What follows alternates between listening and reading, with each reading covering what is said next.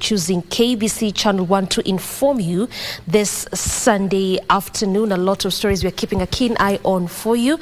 This is KBC Lunchtime News. I am Doreen Arange. Byron Abuli is my sign language interpreter.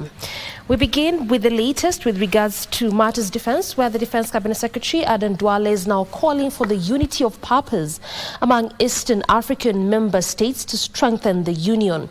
Duale says the region cannot afford to be distracted by diplomatic frictions, considering the enormity of the security challenges at hand.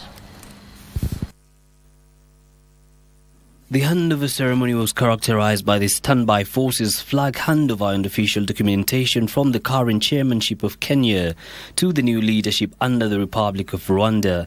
With this handover, Rwanda now takes the stewardship for 1 year. It's during this ceremony that Defense Cabinet Secretary Aden Duale called for solutions to diplomatic tiffs among the Eastern Africa standby force member states.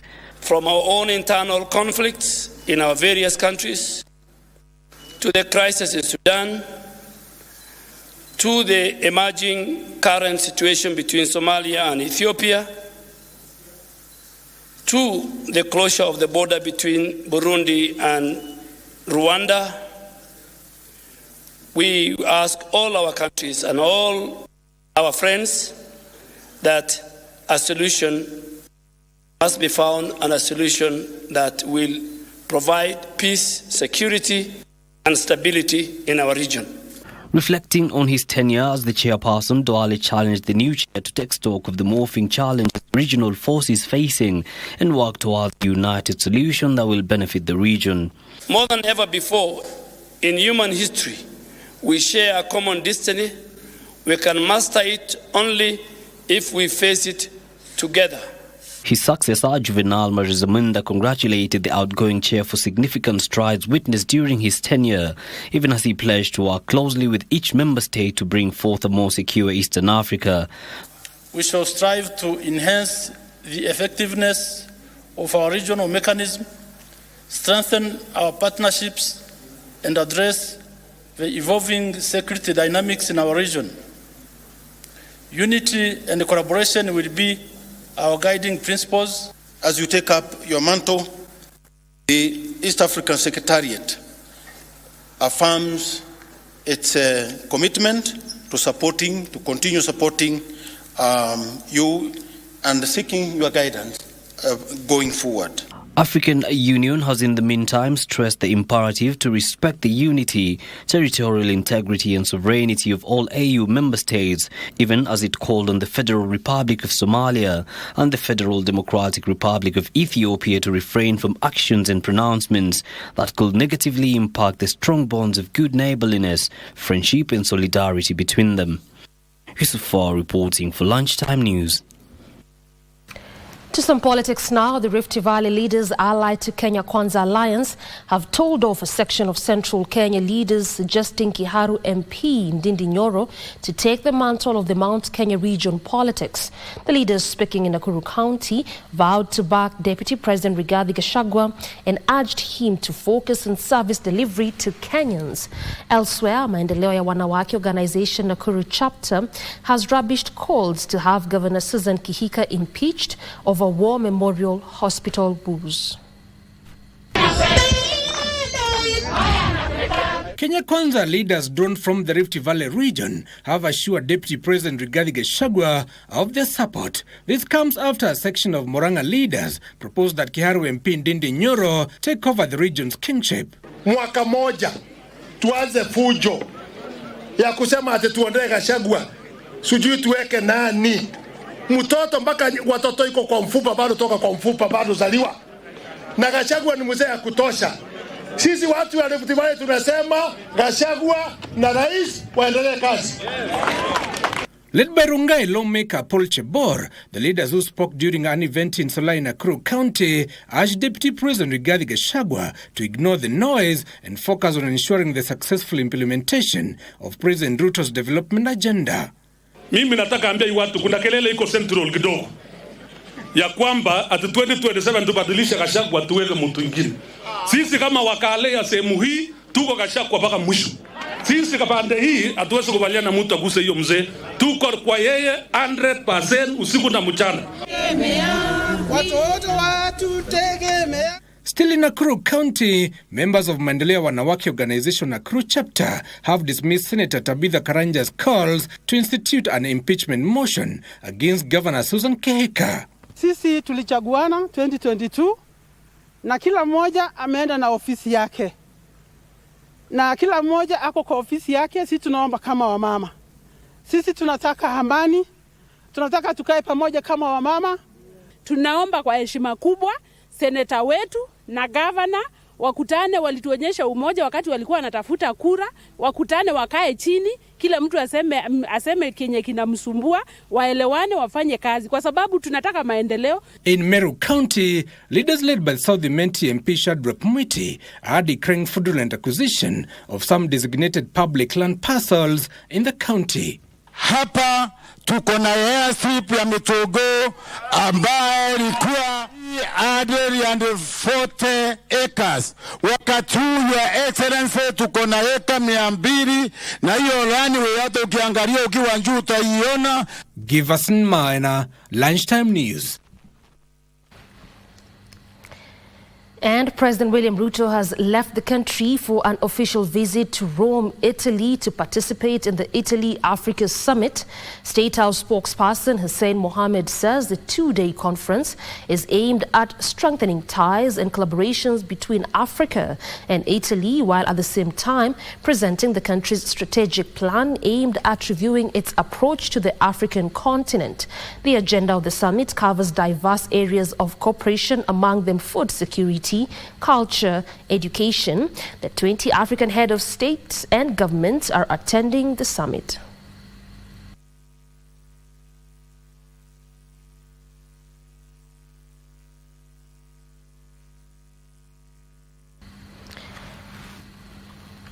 Elsewhere, Mary University of Science and Technology has introduced public lectures to sensitize the community, climate change, sustainable development, circular economy, and blue economy. Speaking at the university's main campus in Meru County, Costa Rica Ambassador to Kenya, Giovanna Valverde, who was the guest of honor, said Costa Rica has managed to reduce deforestation from 80 to 52% due to citizens being proactive in conservation efforts. Meru County Director for Environment, Angela Gitonga, says the county government will scale up tree planting initiatives to include farm forestry. Meru University of Science and Technology Vice Chancellor Professor Romanus Odhiambo urged residents to attend the public lectures and gain relevant knowledge. Try and increase the forest coverage. Currently, you are somewhere between 7 and 12%, depending on where or the information that you have. But I think that's the number one key. And it definitely changed our lives because we were having serious problems when we had cut so much of the forest, and so we had degraded lands, we had erosions. You know how it is when it rains too much and too fast, then you have erosion, it washes everything away, even the crops, or you have extreme dry spells. So trees are the way to do it. Focus is on protection of fragile ecosystems. These are wetlands, riverines, the water bodies that we have. Also conservation of the existing resources. Making sure that we are using as well as ensuring that we have something to use in the future. And a poverty-stricken widow from Kakamega County who was allegedly disowned by her family is pleading for Good Samaritans to come to her rescue. 48-year-old Catherine Akasa, who has been forced to find shelter in a makeshift house, was sent away by her in-laws from Emusali, Malinya, Ikolomani after her husband died. The situation worsened as her family's house at her maiden home was demolished after both her parents died. This is all that the 48-year-old widow, Catherine Akasa, calls home. A makeshift structure made with polythene bags as walls and roofing material donated by a Good Samaritan here at Burimbuli village in Shinyalu. Sasa wakati nimekaa naangaika tu, hata kula kwangu ni shida. mwaka huu niliamua tu mimi niwe nikikaa hapa. Nilikuwa nakuja tunakaa hapa kwa kaburi, hata watu wakipita wanasema hao wamama hao wasasi wamekuwa matefola hapa. Mimi nakaa tu kwa hivi nalala hapa. Ndio mama mmoja akaniambia nikaenda mama mmoja nikamwambia nisaidie hii makaratasi ya simiti. Nilikuwa nataka nifunike hiyo choo niwe nikilala hapo. Ndio kuangalia hivi akasema wacha nikupe hii makaratasi. Akasa's woes began when her husband died in 2020. Thereafter her in-laws sent her packing. Na nikawa nakaa kwa nyumba ya mama hii, nikapata amefanya nini? Alikuja akapomoa nyumba ya ndugu yangu mkubwa na bafu na choo. Mtata yangu na vile alipomoa akatoka tena akaruti Nairobi.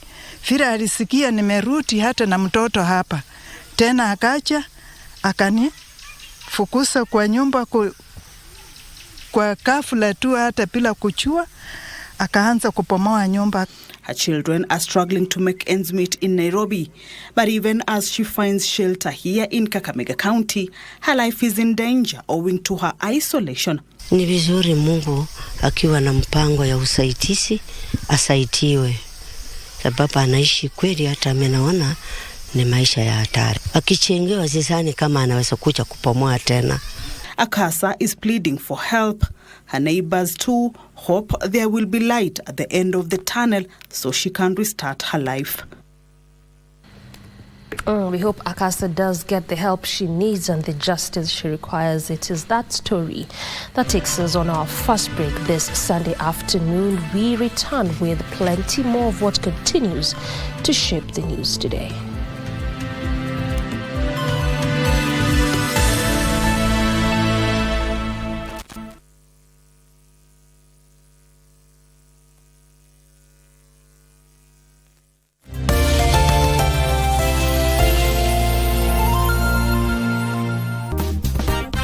Shall be digging deeper and understanding dementia. So dementia is basically a decline in your cognitive function, and it has many different causes. Infections can cause dementia, brain disorders can cause dementia, having a brain injury can cause dementia. As he struggled to remember things, he'd become quite aggressive. Moved us from a 4-bedroom Mashonite house to a Mabati house round the corner. And he's telling us Jesus is coming, we don't need all these things. But now he's doing things that do not make sense. He'd see children playing and he'd stop the car, he wants to go and join them.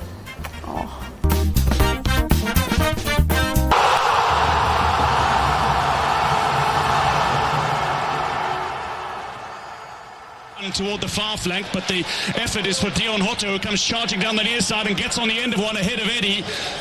Hotto delivery into that 18-yard area. Neblu makes his first meaningful moment in this game, and it's to deny Hotto's cross potentially meeting a teammate. Some very good attack there from Angola there.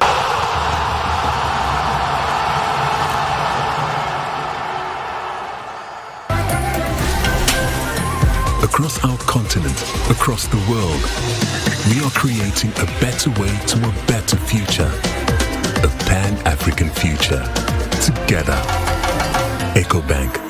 A better way, a better Africa.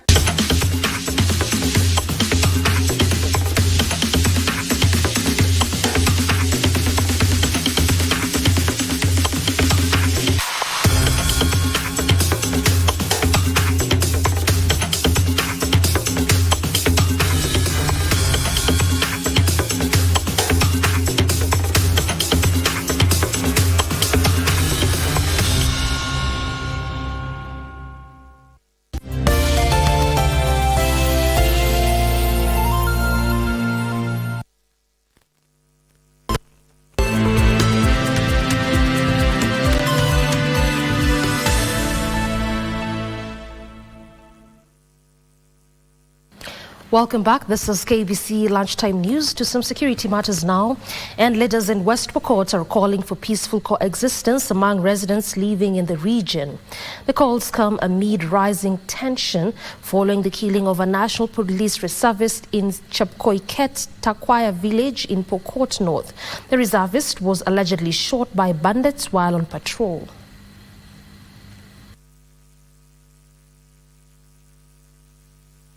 Sisi kama viongozi wote tushtumu kabisa wale wa jangili wachache, kwa sababu wananchi wanaishi pamoja kamili. Kwa hivyo game ya kublamiana tusiwe naye. Tumesema kwa mwaka yetu hii itakuwa mara ya mwisho Mpokot na Marakwet kupigana risasi pale huko chini. Tumebakisha kidogo, karibu tunamaliza.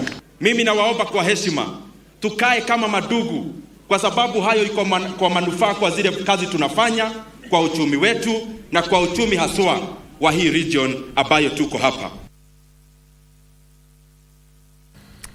Elsewhere, the Supreme Council of Kenya's SUPKEM branch in Garissa County has accused the Registrar of Societies of fueling leadership wrangles in the council.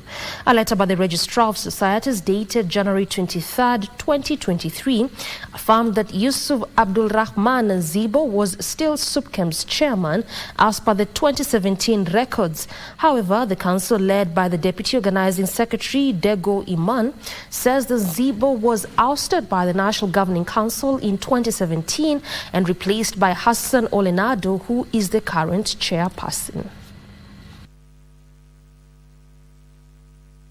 The dispute in the management of faith-based organization has to be done professionally. But in many occasions, the current registrar of society has handled the dispute unprofessionally. The Attorney General should act and take necessary measures against the registrar of the society. And the government has flagged off 400,000 metric tons of assorted subsidized fertilizer to be distributed to over 6 million farmers across the country to boost harvest during the long rain season expected to start in March. Speaking at Bonje area, Mombasa County, Principal Secretary, State Department of Agriculture, Dr. Kiprono Rono, said the government plans to procure close to 7.5 million bags of fertilizer for the long rain season. Dr. Rono said farmers will be accessing the fertilizer at 2,500 shillings per 50 kg through agro dealers, National Cereals and Produce Board and other distributors identified by the government. We have no doubt as government that this arrangement will push not only the morale of our farmers, but will enhance the food security as promised by this administration, because we are targeting in terms of maize in this year to harvest close to 63 million bags of maize, because of this early arrangement of distribution of farm input, which we believe fertilizers is one of the key critical input for our farmers. That the government has tested these fertilizers to ensure that they are meeting the right quality, considering the structure of our soil. Additionally, we'll also ensure that during the short rain, we'll be distributing additional fertilizers close to 200,000 metric tons. And dozens of traders at the Quarry open-air market in Ongata Rongai, Kajiado County have decried the deplorable state of the market due to uncollected garbage. The traders claim the market is in a pathetic state despite paying garbage collection fees directly to Kajiado County government. Fearing an outbreak of dirt-related diseases, the traders say the situation has worsened due to the ongoing rains, and they're now calling on the relevant authorities to intervene.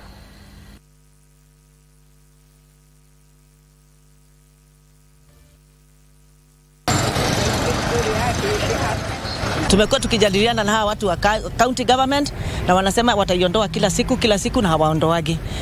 Tumekutana hapa tukaona imekuwa too much. Tukaenda kwa ofisi yao na tulipofika pale kwa ofisi yao tukakaa tukaongea nao tukaona hawana solution ambayo ni permanent. Biashara yetu inaharibika na bado county wanakuja wanachukua pesa kwetu. Sasa ndio maana tumeamua kupara rais hiyo mambo ya kulipa kwanza until wafanye mpango ikuwe sawa. Takataka yote ambayo imeletwa hapa imeletwa na imesababisha wafanyikazi hapa hawana amani. Hata wakati ambapo wanauza chakula chao shida zinawapata. Watu wa county government tumekuwa nao kila siku wakitudanganya wanaokota takataka. Na hiyo takataka ikiwa hapo, wanaokota pesa, hiyo takataka iko hapo, watu hawezi fanya kazi. Mpaka sasa hivi leo tuliamua tuende kwa ofisi, tuende tukumbaliane, tukasema tutalipa tena. Takataka ingine si yetu, inatoka mbali, hata unaweza kuwa ni vitu mbaya zimewekwa hapo na zinaweza dhuru afya yetu. And a 15-year-old boy in Mshomoroni in Kisauni sub-county, Mombasa County, might fail to join secondary school due to lack of school fees despite posting good performance in the 2023 KCPE examination. Clinton Withuka scored 400 marks, earning him a placement at St. George's High School in Kaloleni, Kilifi County. His mother, Eunice Kadiv, says she is unemployed and can barely meet her family's daily expenses. She's now appealing to well-wishers to come to their aid. Meet 15-year-old Clinton Withuka. He scored 400 marks in his Kenya Certificate of Primary Examination and he hopes to join secondary school.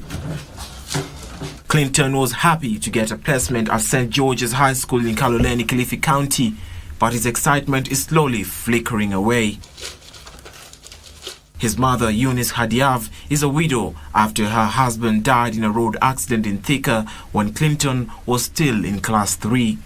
They're now living in a single room while Eunice is unemployed and she relies on odd jobs to meet the family daily expenses. Yani kuanzia class 4 hajasoma vizuri. Then ilipofika class 5, kwa sababu mimi sikuwa na kazi, nilikuwa housewife. Ilipofika class 5, mtoto alienda shule mwezi mmoja peke yake. Ikawa yani mimi kazi yangu ni vibarua, mjengo, mara kufua, mara nini, lakini sasa vibarua zikawa sipatikani vizuri. So Clinton alisoma class 5 mwezi mmoja, akaja akakaa nyumbani sababu ya school fees. Nikawa nashauriwa na wenzangu nimpeleke serikali, lakini serikalini ukienda wanakuambia wanataka 2,000. Sina hiyo uwezo wa shilingi 2,000. So mtoto alikaa nyumbani. Eunice is appealing for help from well-wishers so as his son Clinton can make his dream of becoming a lawyer come true. Alipokuwa ameitwa sehemu Sameru, mimi sikuwa na uwezo wa kwenda huko. Nikamwambia baba, itabidi ukae uvumilie, utaenda shule term 2 na utaenda day. Mtoto amekuwa kilia, hii si mwili yake. Clinton amekuwa kuli. Mtoto amekuwa kilia. So kuna rafiki yangu ambaye mtoto wake anasoma St. George's. Akawa anapeleka mtoto wa ndugu yake last Thursday. Nikamwambia aenda tu nichukulie hizo fomu za St. George's ili tu nimtie huyu mtoto moyo aone nikana kwamba anaenda shule. Lakini mimi kusema kweli sina uwezo wa kumpeleka shule. So ningeomba mwenye ako na uwezo ama kama kunaweza tokea mtu yoyote akanisaidia huyu mtoto akapata kwenda shule, nitashukuru. And Kenyans have been urged to support vulnerable children to access education as a way of giving hope to the unprivileged in this society. The call was made in separate events in Laikipia and Trans Nzoia counties, where well-wishers joined hands to sponsor the education bright students from vulnerable families. Old students from Mugumo, Ndemu and Tetu primary schools have come together under the Waume Foundation to inspire young learners from various primary schools in Umande Ward, Laikipia County. The foundation chairman Wilson Wahome said that the initiative was started to ensure equal education opportunities for children in the area. Sisi kila mwaka ufanya prize giving hapa shule 4 called the Mugumo cluster, na nia yake ni kumotivate na kufanya vijana watoto wa shule waweze kutia juhudi, waweze kuwa motivated and inspired, ndio wajue pia hao kuna tumaini. Top performers in last year's Kenya Certificate of Primary Education from the 3 schools were awarded with the foundation committing to pay their school fees. Elsewhere, Kenyans have been eyed to support vulnerable children access education. During a celebration ceremony for graduates in different higher learning institutions sponsored by Fishers of Men Ministry, the founder Bishop Joshua Ngao noted majority of bright children from underprivileged families are missing out on education opportunities. Education is the key of life, and without education, these children, when they get education, they are going to be able to change their lives. The beneficiaries expressed gratitude for the support, appealing for more Kenyans and charitable institutions to sponsor other children in need of academic support. Tilio Marco for Lunchtime News. To some sporting action now. The Super Eagles of Nigeria reached the quarterfinals of the 2023 Africa Cup of Nations after Ademola Lookman scored a brace to beat a disappointing Indomitable Lions of Cameroon 2-0 in the last 16 in Abidjan. Meanwhile, Gelson Dala scored twice as Angola's Palancas Negras shrugged off the early dismissal of goalkeeper Neblu to beat 10-man Brave Warriors of Namibia and reach the quarterfinals of the Continental Showpiece.